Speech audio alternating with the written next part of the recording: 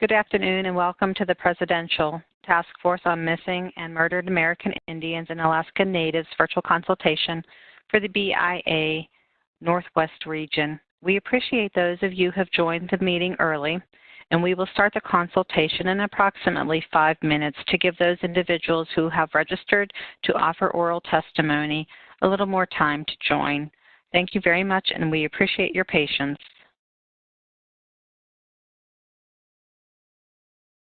Good afternoon and welcome to the Presidential Task Force on Missing and Murdered American Indians and Alaska Natives virtual tribal consultation for the BIA Northwest region. I am with Leidos, a contract support for the task force, and we are very pleased that you're here to join us today. Before we begin today's meeting, there are a few things that I would like to go over so that you know how to participate in the event. All attendees are muted upon entry into the event. If you have registered to offer oral testimony, please be sure to do the following steps. You should be accessing the event via WebEx, which means that you would need to log in using a computer or a mobile device.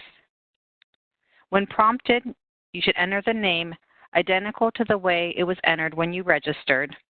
And then you have two options in which to join the audio. You may have WebEx call you, or you may use a telephone and dial in. If you choose the option to use a telephone, please be sure to enter your attendee ID number. This will allow us to identify you and unmute you when it's time to offer testimony. When you are called upon, we will call your name, we will unmute the line, and we ask that you repeat your name as well as your tribal affiliation and whether or not you are a tribal leader or a designee. Individuals that are registered to offer testimony that are not a tribal leader or a designee will be limited to 7 minutes for testimony. There also are a few features within WebEx that I want to point out to you.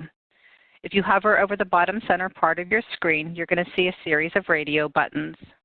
There's a radio button towards the end that has 3 dots. If you click on that, you're going to see another menu of items, and in there is a media viewer. This is a feature that is available for those that are individuals that are deaf or hard of hearing. The event is being live captioned, so if you log into that, you'll be able to follow along.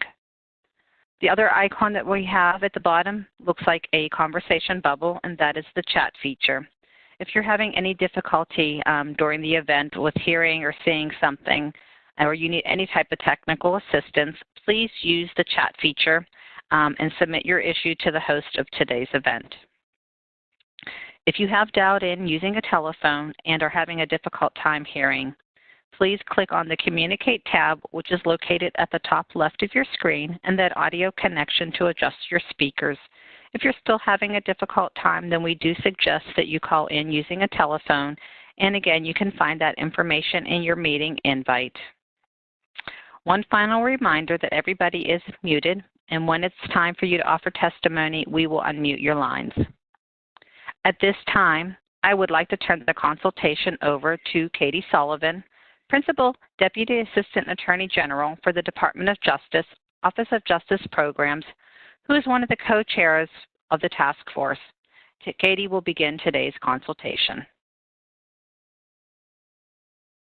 Hi, good afternoon, everyone. I am Katie Sullivan, and I'm the Principal Deputy Assistant Attorney General at the Department of Justice. I run the Office of Justice Programs. But more importantly for today, I am Attorney General Bill Barr's designee as a co-chair of the task force known as Operation Lady Justice. Before we begin today's consultation, I would like us all to take a moment for personal and silent prayer. I know that I've done several of these consultations and pray every time that we are enlightened, that we are able to have a wonderful government-to-government consultation, that we're able to learn from one another, and overall that we can help all those that have gone missing or murdered in Indian country. Thank you. I do want to also let everyone know that this task force is co-chaired. So the Department of the Interior and the Department of Justice are co-chairs of this event, that being Attorney General William Barr and David Bernhardt. David Bernhardt has asked Assistant Secretary Tara Sweeney, she's the Assistant Secretary for Indian Affairs, to be his designee and representative as a co-chair. So I enjoy very much working with the Assistant Secretary, and we have come together to work very hard to address all the issues in President Trump's executive order. We have representation on the consultation today from agencies who make up the task force, including Department of Interior, Office of Justice Programs, the FBI, the Office on Violence Against Women at the Department of Justice, the Bureau of Indian Affairs Office of Justice Services, and the Attorney General's Native American Issues Subcommittee, as well as the Department of Health and Human Services Administration for Native Americans. We're also very fortunate to have representation from the White House today through the Domestic Policy Council and the Office of Intergovernmental Affairs. President Trump is such a strong supporter of this task force and issues in Indian country, and it is my pleasure to introduce Doug Holscher from the White House's Office of Intergovernmental Affairs to say a few words. Doug? Thank you very much, Katie. Appreciate the opportunity to join tribal leaders and champions for the Native American community across the Northwest today, and want to just share a few thoughts, and thank you all for devoting your time and being with us for this important discussion as we aim to learn from each of you. Most of the afternoon, the floor will be yours, as we are again here to listen and learn from all of you, speaking on behalf of your communities and your personal experiences. We will take those experiences and suggestions into account as we continue to build out the federal government's efforts to address the issue of missing and murdered Native Americans, especially women and girls. First, I'm going to offer just a word of context or some background for what came before this series of virtual consultations. In May of 2019, President Trump proclaimed May Missing and Murdered American Indians and Alaska Natives Awareness Day, becoming the first president ever to do so, saying that the end of the violence that disproportionately affects American Indian and Alaska Native communities is imperative, unquote. That order gave us our marching orders. We, on the President's team, spent the next few months thinking through and talking with tribal communities about how to develop a program of federal government action on this issue set. And just last fall, before Thanksgiving, the President hosted an Oval Office signing ceremony with tribal leaders for an executive order establishing Operation Lady Justice, an interagency task force charged with developing an aggressive government-wide strategy to address the crisis of missing and murdered persons in Native American communities. This session today is part of our implementation of that order. The President and his team are committed to following up on the executive order with real action and concrete progress. And over the last month, you've seen action on this front with the establishment of Operation Lady Justice offices to focus on coordination in cold cases. And so that's a very exciting development in the last month. But before that, the Department of Justice moved out to move resources to Indian country to help tackle this challenge as well. So we want to continue to learn from each of you as we refine our policies and our approach and our protocols, but we're already taking action where there's consensus and where there's a certain identified need, and so we'll keep doing that as well.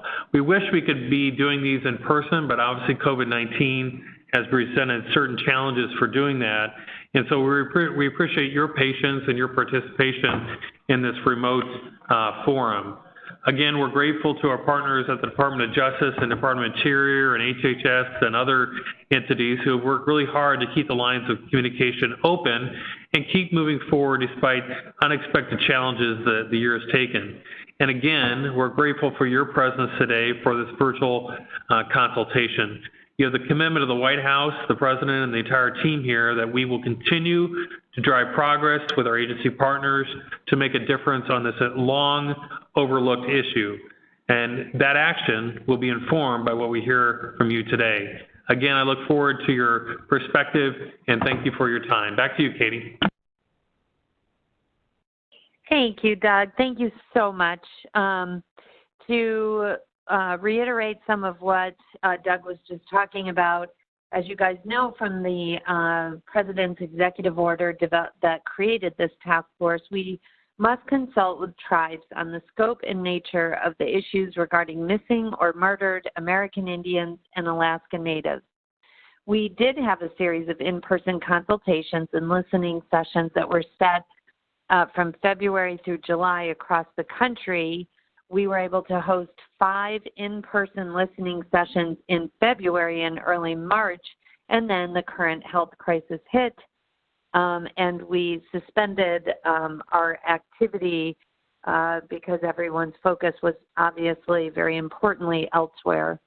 We have held an additional 4 virtual listening sessions at the end of May and beginning of June, and given the current situation, after a lot of discussion with tribes and internally, we decided to hold 12 virtual tribal consultations over this next month, and they have been organized by the Bureau of Indian Affairs region.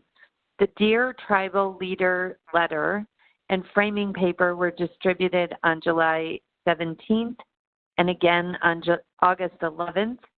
In addition, the series of virtual consultations have been widely publicized across the country. At this juncture, I'm going to turn it back over to Michelle, and we really look forward to hearing everything that you have to say from our tribal leaders. Thank you so much. Oh, just the consultation questions, just so you know, are organized across 4 areas. It's the scope of the 2 problems of missing or murdered, the challenges that your particular communities face around these issues, what solutions or resources do you have or are needed, and what specific recommendations do you have to address or curtail the incidences of missing persons or murdered cases within American Indian and Alaska Native communities. And you can see that up on, if you're able to see this on a computer, you can see all of that up on your screen right now. So thank you very much, and I turn it over to Michelle. Hello, everybody. We are going to have to unmute quite a few lines in order to open it up for a couple of the callers that we're unable to identify. So I'm going to ask you for your patience because it's going to take a little while. I'm going to call out your name. If you are on the line at that time, please repeat your name, and you can state your tribal affiliation, whether or not you're a tribal leader or a designee. And then as a reminder, anyone not registered as a tribal leader will be limited to 7 minutes for testimony. So the first person right now that we are looking for is Michelle Demert. Michelle Demert. If you are on the call, please state your name. All right, the next person that we are looking for is Karen Condon. Karen, the lines have been unmuted, so if you are on the call, please go ahead, state your name, your tribal affiliation, and then begin your testimony. All right, we are going to go ahead and mute those lines back. I will call on those individuals again a little later. Right now, we are, though, going to move forward with Carolyn DeFord. So, Carolyn, if you would give us a second, we will unmute your line. You can then, we have to mute all the other lines, and then we're going to go ahead and unmute your line. It'll give us a few minutes, and then you can state your name, whether you're a tribal leader or designee. as well as your tribal affiliation, and then you can begin testimony. I'll give you a heads up as soon as your line is unmuted. All right, Carolyn, you can go ahead. Thank you. My name is Carolyn DeFord. I'm a member of the Puyallup tribe. I'm also a descendant of the Nisqually and Cowlitz tribes of Coast Salish Territory in Washington State. I work for the Puyallup Tribe Community Domestic Violence Advocacy Program as a human trafficking project coordinator and an MMIP advocate. I am speaking as a family member, a community member, and a grassroots organizer for missing and murdered Indigenous people today. I'm not representing my tribe, I am representing my community. My mother, Leona Leclaire Kinsey, went missing 20 years ago, October 25th, 1999. She went to the grocery store and never returned, and it's been a long journey of trying to understand all of the things that could have done better and should have done, and that, you know, I watch too much TV, and that's why these things don't work that way. But I find that hard to believe, because if she had been somebody of status, you know, the troops would have been called out to find her, and that's really a hurtful topic for a lot of our families who our loved ones are going missing because they're vulnerable, and because our women and girls, because they're targeted, and because those people who are perpetrators out there know those gaps in our systems. And to know that those gaps are systemic, and that they're not filled, they're not being filled, and there's nothing, you know, solid being done to correct these issues, has really been a hard thing for me to wrap my mind around. And so for that, I just want to say thank you to the task force and to everybody who's dedicating their time today and throughout this whole journey and this process to help find our loved ones, for the pursuit of justice for those who were taken from us too soon, and to everybody who is committed to hearing our stories and our testimonies, and the obligation that you carry just by taking the time to hear us. This comes with it a heavy burden to hear our stories and carry that load and do what is within your power to remedy these issues. So thank you, and my prayers are with you all, that you have the heart condition to do the good work, the good hard work that needs to be done, that we are in the position to do.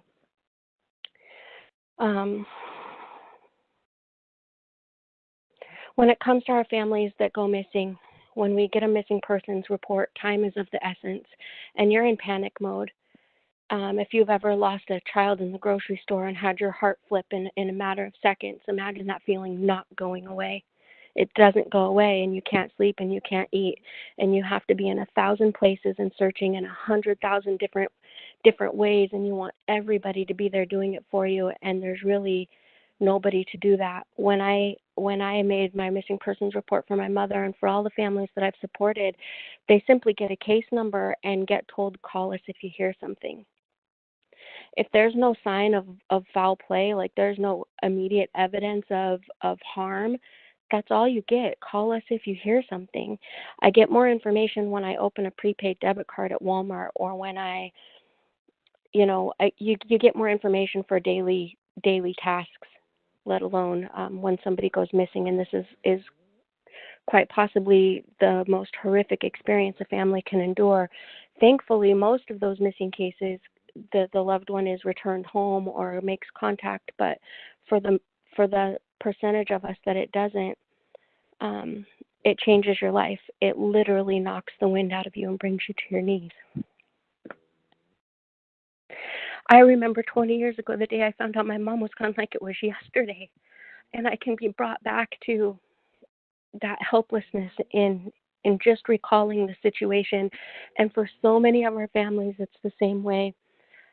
On the Puyallup Reservation just last week, we found the remains of one of our tribal members who went missing on August 1st.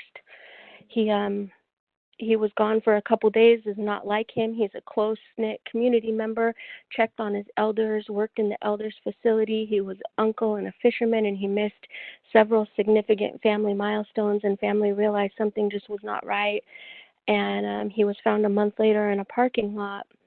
One of the things that we experienced in that was that since there was no immediate sign of foul play other than that everything was uncharacteristic, just because there was no sign of murder, the FBI wouldn't get involved or couldn't get involved. And so our local tribal law enforcement, who don't have a whole lot of resources or training or funding at their disposal to be able to look for or, provide an adequate search and investigation, they were doing everything they could and really relied on the community to be those boots on the ground. We need to be able to break down those barriers so that our law enforcement agencies can do their jobs. It should not take a week to get a bench warrant to get phone records or to get a bench warrant to try and track him down or, to search his home or anything to see if there's any other signs of indicators of where he could be or to check on his well-being. We wasted a lot of time having to do that simply because we're a tribal government and that there were no signs of foul play. God forbid he was murdered and the FBI would finally get involved. Like, you want them to get involved, but you don't want the signs of foul play. It's like a would you rather that a family should never have to play when their hearts are on the line like that. It's cruel and it wastes precious time. Local and tribal law enforcement should have the funding for rewards and searches and supports for the family at their disposal. If your loved one's missing and you need to search for them, you have to take time off work. And in this environment and this economic and troubling times right now, nobody can afford to take time off work. There's somebody there to replace you at the blink of an eye. So what do? Do you provide for your family or do you go find your loved one? And simply for him, he was in a parking lot for a month. And we searched high and low, but this parking lot was in the neighboring county, and we hadn't gone that far yet. But had we been able to track his phone sooner, maybe we would have. There's just a lot of things in that recent situation that should have and could have been avoided. The families need supports to help maintain their income, to help provide funding for gas and for posters, and our law enforcement should be able to support the families in that and in offering up a reward to help bring information forward and to fund searches and search dogs and search and rescue teams. But we don't have it. And trying to tell a family member when you're looking at everything that's happened that law enforcement is really doing everything that they can and it's just straight not enough is heartbreaking. To look at little children and look in their faces when they haven't slept and they're having the gruesome thoughts about their uncle or their grandpa about what happened. Babies shouldn't have to think about those things and feel like more can be done and there's just us. There's just us to do it, and that's where we count on the systems and our law enforcement and the government and the treaty protections that should be in place to help keep our people and our communities safe. We need accountability. We need accountability for law enforcement agencies to conduct thorough searches and thorough investigations and keep them up to date as to what they're doing so that they're not feeling helpless, so that they're not feeling like their case took the back burner or that their loved one wasn't as important as the next one. We need prosecution of perpetrators who are committing violent crimes, who are committing domestic violence and trafficking and sexual assaults and child abuse and neglect. We need prosecution of perpetrators in Indian country, and we know the statistics on those and how many get prosecuted and how many get dropped. We definitely need long-term care for the families to fill that gap, to help the families fill the gap and heal. Often grandparents are taking custody of children, and they haven't had the chance to mourn their children yet before they're taking custody of their grandchildren. They're taking custody of 3 grandchildren and driving a small vehicle, and now all of a sudden they have to upgrade to a minivan, and they need a bigger home, and they need to put more food on the table, and now they need computers and laptops for school, and they need school clothes and immunization records and the legal stuff that comes into place for the grandparents to be entitled to take care of those children.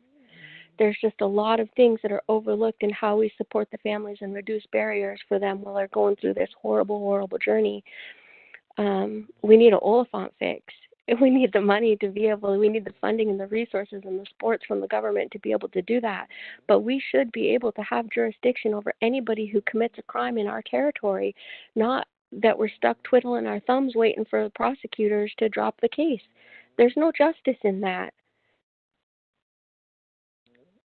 We need to reduce the barriers between the IRS and DSHS and DCFS and all of those service providers that are providing government assistance and government refunds. If we have a loved one missing and we can't track that they are in some way where their privacy is still protected, that they are alive and well, or that they are in harm's way, or that their identity has been stolen, we're missing a gap right there. We had a loved one who was missing out of Washington State for almost 14 years and collecting a tax return, and she was dealing with some experience, some things on her own, but after 14 years, she was finally connected with family because of our tribal liaison in Washington State, which was a result of our House Bill 2951 and her diligent work to support families and reach out outside of her initial jurisdiction and just use the resources that were available to her. We were able to reconnect this family. But had we not had these gaps in the IRS and DSHS and DCFS to see if she was even getting benefits and alive, it could have been done a whole lot sooner. Hi, Carolyn. Yes. I'm going to have to ask you to please to wrap up your testimony. Speakers are limited to 7 minutes. In closing, I just want to say thank you again. You have this obligation to carry on these stories and do your due diligence and everything within your power to bring justice to our missing and bring them home, and to our lost. My mother's name is Leona Lee Claire Kinsey. She's been gone since October 1999. Our tribal member that went missing last month, his name is Aaron Garcia, and his service is tomorrow. No family should have to endure this. So thank you for your time and your commitment, and I appreciate the task force providing this opportunity to hear our testimonies today. Thank you. Thank you, Carolyn. I appreciate that. Our next speaker is going to be Charlene Abramson. We will unmute you. Please give us a second. You can begin your testimony. Restate your name as well as your tribal affiliation. Good morning, at least here it's still morning. This is Charlene Abrahamson, and I'm the Family Services Director for the Squaxin Island Tribe. And I'm a member of the Spokane Tribe, both in Washington State. I believe I accidentally put in something as far as testimony, but what I do want to say is something I shared in some of our other meetings, and I'm glad to hear 7 minutes today. The first meeting I was on was 3 minutes, and it was really heartbreaking for me to just hear people suddenly get cut off who were sharing really heartbreaking things that are hard to share and often re-traumatizing. And when they're sharing these things, it's a gift to all of us that they put themselves through that to share the hard things. And I would say that every tribal person has this experience. That's how widespread it is and how important this work is, myself included, and my cousin has never been found, and we haven't had the ability to say goodbye. And her great uncle, that was his buddy, they went everywhere together, and he was a World War II vet, and every time he went to any reunions or anything from his Navy days and when he served overseas, she went with him. And one of my biggest regrets is that he passed away last year without ever knowing what happened. And being able to find out where our people are and also work on prevention does equate to resources and dollars. And often what we've found with tribes in COVID is that we do have to serve our people and continue to provide services that maybe the state and federal government also do for other people with tax dollars. And often we don't have the same tax dollars. And when it's thought that tribes have all of these different resources, that should be taken into consideration, as well as the collaborations that could be more meaningful, as the previous speaker attested to, from the FBI as well as our local jurisdictions. And that's the end of my comments, and thank you for hearing me today. Thank you very much. We are going to move to Asa Washines. Asa, give us a second. We will unmute your line, and then you can state your name as well as your tribal affiliation. And I will give you a heads up when you are unmuted. 1 second, please. Okay, you may begin. Asa, if you've muted your own telephone or your computer headset, you will have to unmute it. Sorry, we're going to unmute you again. Okay, you are unmuted. You can go ahead and begin. If you are speaking on a telephone, you have your actual telephone muted, you will need to unmute that. If you are speaking on a computer, you would need to make sure that your headset is adjusted so that you can be heard as well as hear what we're saying. So I think what we're going to do, Asa, if you wouldn't mind sending a message in chat and let us know how you're dialing in and what the nature of your problem might be, we can come back to you.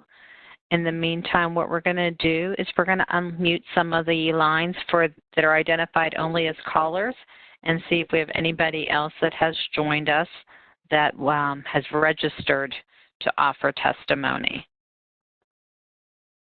All right, so again, we do have quite a few individuals that have joined the call just as a caller, and so we're unable to tell who they are.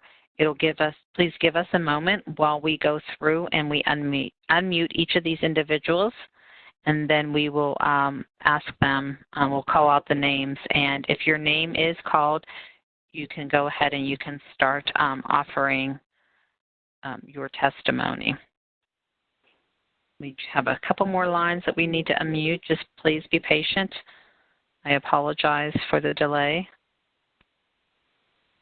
All right, we are going to actually start, and we're going to start back where we did in the beginning with a Michelle Demrit. So Michelle, if you are on the call and you would like to offer testimony, you may do so. Michelle Demrit. All right, we'll move on to Carol Condon. Carol, if you are on the call, please state your name and your tribal affiliation, and you can begin your testimony. All right, the next individual that has registered to offer testimony is Bridget Ray. Bridget, if you are on the call, we have unmuted the lines, and you can go ahead and state your name, your tribal affiliation, and begin your testimony. All right, Bridget Ray, are you on the phone? Okay. The last person that has registered to offer testimony is Patricia Whitefoot. Patricia, if you are on the call, please state your name, your tribal affiliation, and then you may begin offering your testimony. One last try. Patricia Whitefoot, are you on the call? All right, we are going to go back to Asa. My understanding is that they called back in on a telephone. So Asa, we are going to unmute your line. Give us 1 second, and then you can go ahead and you can start offering your testimony. I'll let you know when your line has been unmuted. Please state your tribal affiliation, and then just as a reminder, your testimony will be limited to 7 minutes.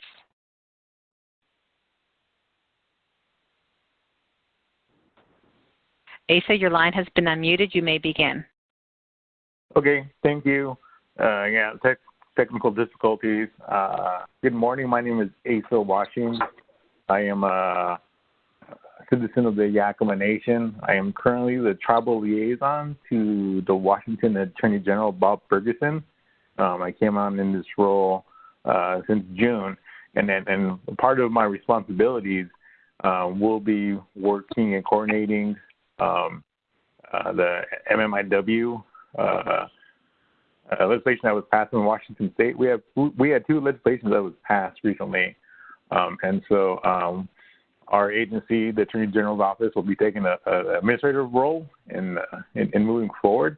And so I'm here to listen to tribes as well, and really work with the tribal liaison at the Washington State Patrol, work with her, and really start moving on this issue. You know, it's all dear to our heart. We know that we have a lot of relatives that are missing, and then so moving forward, it'd be great to, you know, we do have a state tribal liaison at the State Patrol, and then it'd be good to start working with the feds on the federal level. There's a lot of things that I think our office can identify on how we can strengthen those ties through policy, through administrative orders, and so once we get those identified, really working through our state, through the tribes, and through the federal level to get these addressed. And so this has been ongoing for some time now, but really finally moving in a collaborative direction. I know there's been a lot of reporting been done already by the State Patrol, the tribal liaison, what she's doing in Washington State. And so now it's truly trying to make sure we get all the pieces to come together. And so, you know, I'm here on behalf of tribes, on behalf of the Attorney General, Bob Ferguson, to really make sure, you know, I can bridge those gaps moving forward. And I'd really appreciate, you know, that collaborative working relationship with the federal agencies, whether it's the FBI or the U.S. Attorney General's office, and the BIA, and then so we have all the resources. We just need to pull it together, and so hopefully I can help and then be that conduit for everyone to come together. And so there's a lot of things going on, but you know, we need to overcome these challenges, you know, and really find these solutions, resources for our tribal communities. And that concludes my remarks. And so if there's someone I can have a point of contact with moving forward, I'd really appreciate that coming from the Attorney General's office. Thank you. Thank you very much. We're going to try running through these names one last time. It looks like one new person joined. We will unmute that one individual line, and I'm going to call the names out. If that happens to be you, and please, you'll be able to begin your testimony. Michelle Demert, are you on the line? Michelle? Karen Condon? Bridget Ray? And Patricia Whitefoot. All right, that appears that none of the other individuals that have registered to offer testimony are actively on the call. And we have gone through the individuals that are on the call. Michelle? Yes, this is Mary Jo. Oh, hi, Mary Jo. It's Tara Sweeney. I just received a message from Michelle Demert, and she cannot testify today. She was called away for a tribal council meeting, so she may register at another time. Thank you. All right. Thank you so much, Tara. I appreciate that. So that will, we would be finished then with all individuals that are on the call to offer testimony. Thank you so much, and thank you, Assistant Secretary, for letting us know about Judge Demert.